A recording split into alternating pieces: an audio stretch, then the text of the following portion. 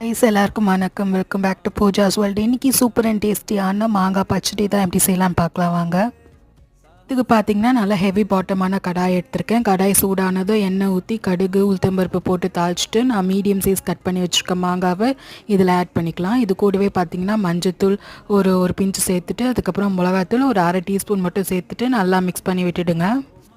இது கூடவே பார்த்தீங்கன்னா மாங்காய் வேகிறதுக்கான தண்ணி வந்து ஆட் பண்ணிக்கிறேன். நான் வந்து பார்த்தீங்கன்னா ஒரு 2 கப் தண்ணி வந்து இதில் ஆட் பண்ணிக்கிறேன். ஆட் பண்ணிவிட்டு நல்லா தட்டு போட்டு மூடி வேக விடுங்க.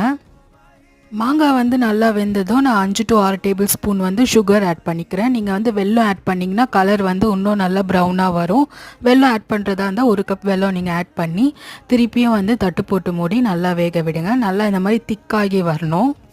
ஒரு 5 நிமிஷம் சிம்லேயே வச்சு எடுத்திங்கன்னா சூப்பர் அண்ட் டேஸ்டியான மாங்காய் பச்சடி வந்து ரெடி ஆகிடும். இது வந்து காரக்குழம்புக்கு செம்ம டேஸ்ட்டாக இருக்கும். கண்டிப்பாக ட்ரை பண்ணி பாருங்கள்.